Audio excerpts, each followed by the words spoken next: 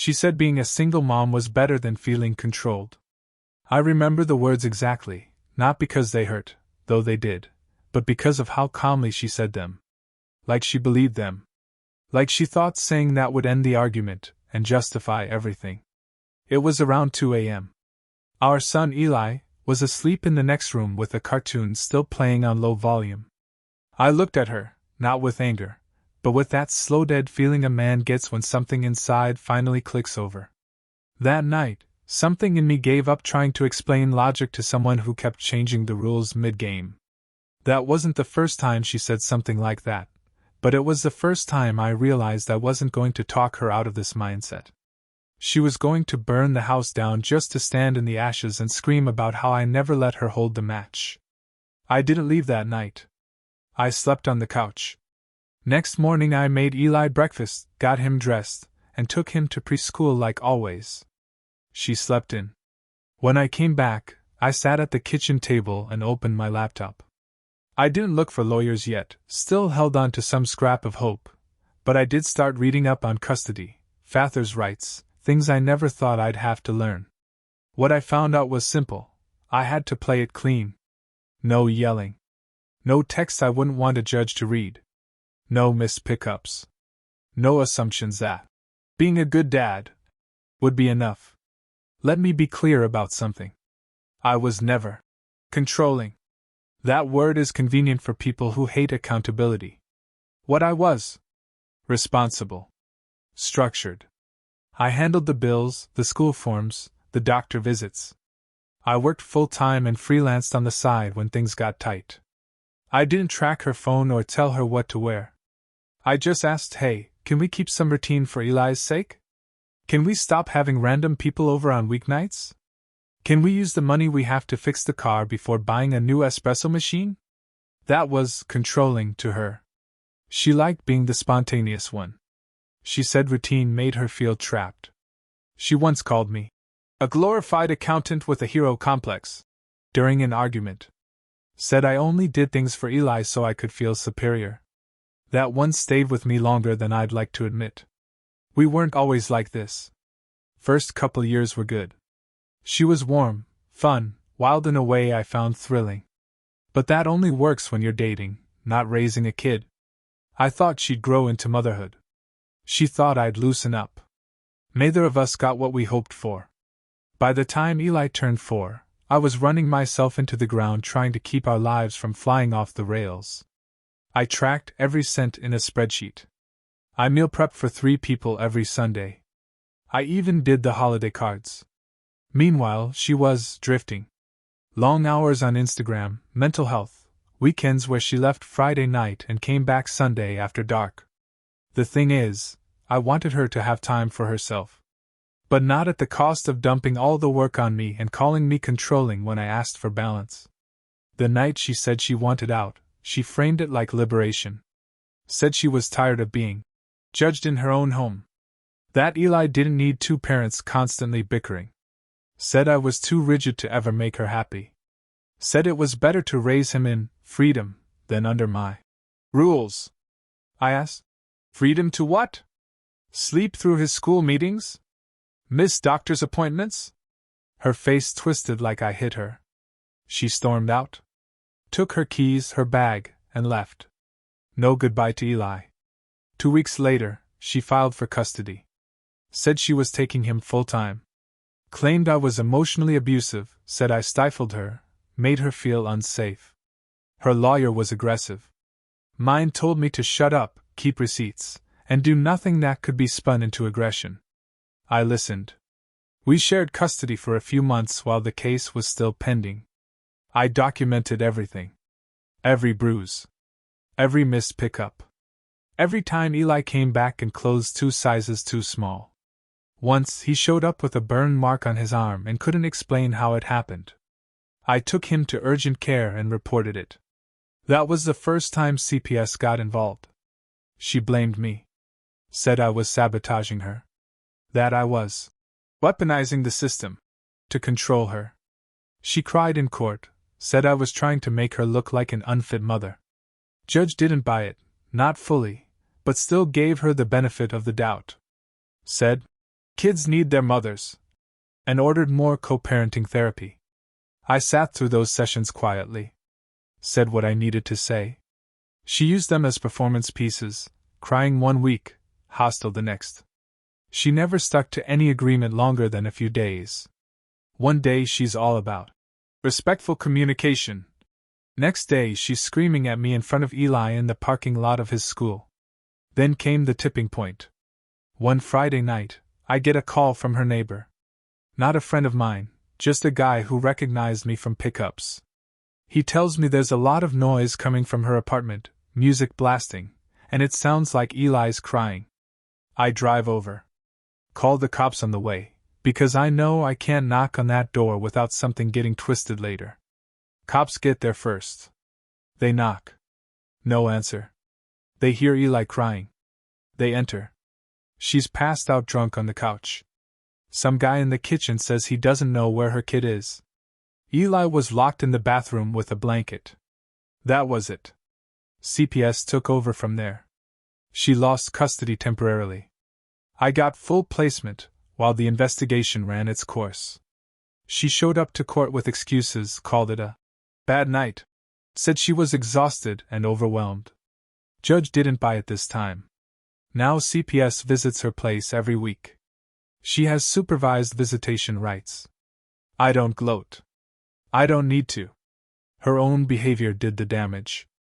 I still don't talk bad about her to Eli. But he's not stupid. He's 6 now. He knows who shows up. He knows who packs his lunch, who checks his homework, who hugs him when he cries at night.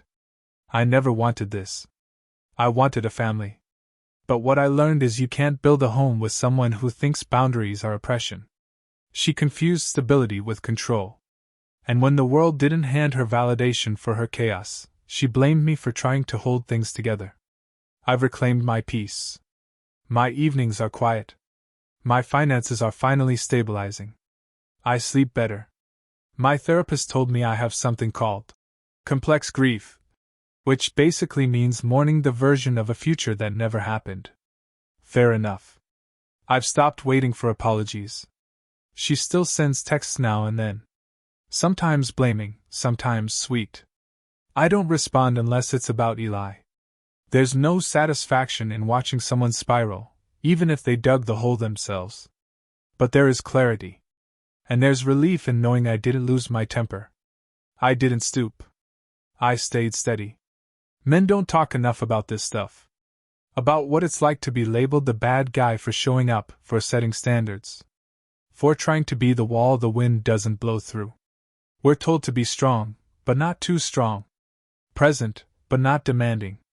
Then when we do it all and still get painted as villains, we get quiet. Tired. Alone. But I'll tell you this. There's power in staying calm. There's power in holding the line. And there's freedom in walking away, not from responsibility, but from dysfunction masquerading as freedom. I didn't win. I didn't lose. I just chose not to drown with her. It's been about a year since CPS made that call. The one that changed everything. A year of supervised visits, a year of courtroom check-ins, a year of waking up to silence instead of shouting. I used to wonder what my life would look like if things had gone differently. If she'd stepped up. If I'd backed down. But now I don't waste much time on ifs.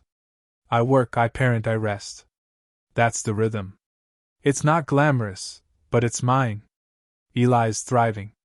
That's the part that matters most. He's got routines now. He brushes his teeth without a fight. He reads on his own. He's got a teacher who says he's polite, focused, curious. You don't hear those words used about kids coming out of chaos very often. That's not luck, that's structure. That's every early morning and every consistent bedtime paying off. I take him hiking on Sundays. We pack sandwiches and he brings his toy binoculars, like he's some kind of explorer. He laughs more these days. Deep belly laughs that I didn't hear when we were all under one roof. Back then he was careful, like he didn't want to add to the noise. I've made our place a home. Nothing fancy. A 2-bedroom rental in a quiet neighborhood, 10 minutes from school. There's a calendar on the fridge with color-coded days, his schedule, my work, holidays, visitation. I leave it visible because kids crave predictability, even if they don't say it. The court-appointed social worker said our setup was model fatherhood. That felt good, not because I need applause, but because it validated what I already knew. I'd been doing the damn job. She's around. Still. That's the part people don't get. They think when you win custody or get through court, it's over. But it's not. Not when there's a kid. Not when she's still legally tethered to the situation. She calls sometimes too often. Sends texts about things that don't matter. Can I send him a new pair of shoes? Sure. She doesn't. He said he misses me? Maybe. Or maybe you said that to him and waited for a reaction. I keep the messages short. Factual. No emotion. I've learned the less I give, the less she has to twist. She tried dating someone new. A guy from her gym. I only found out because Eli came home talking about how Mom's friend Mike sleeps on the couch. That lasted maybe 3 months. Then I heard her crying on the phone during a handoff. Didn't ask. Didn't need to. Patterns repeat. She's burned bridges. Friends she used to vent to stopped calling. Family that backed her during the custody battle quietly stepped away. Her own sister reached out to me a few months back. Said she didn't know how bad things were until she saw Eli one weekend and realized he was afraid of making noise. I don't hate her. I'm not angry anymore. I'm something worse, done. You can fix a car. You can fix a house. But you can't fix someone who thinks everything's your fault just because you showed up when they didn't. People ask if I'll ever date again. Maybe. I tried once. Coffee with a friend of a coworker. Nice woman, sharp, funny, grounded. We talked for 2 hours. But when she asked about my past, I told her. Plainly. No spin. Watched her eyes change a little. Not judgment, just recognition. She said, "That's a lot." And it is. I don't blame her. You carry this stuff. Even when it's over. You carry the way you had to second-guess every text. The way you braced for blow-ups. The way your kid flinched when voices got too loud. That doesn't just vanish because the court gave you a piece of paper. I've built a system now. 3 bank accounts. 1 for rent and bills, 1 for savings, 1 for overflow. I have a spreadsheet for groceries. I buy in bulk when I can. I've got timers on all the lights in the house, cut the electric bill by 20%. Little things. But they add up. They keep me sane. I talk to other dads sometimes. At school pickup, in the waiting room at therapy. You'd be surprised how many of us there are. Men who were painted as villains for asking for consistency.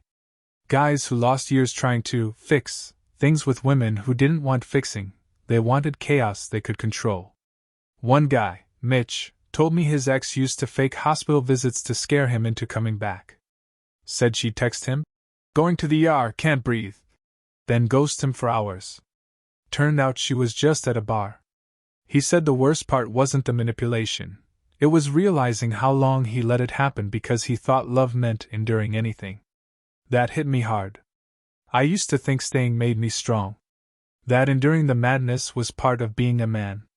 That if I just held the line long enough, she'd snap out of it. Now I see it differently. Strength isn't staying through abuse.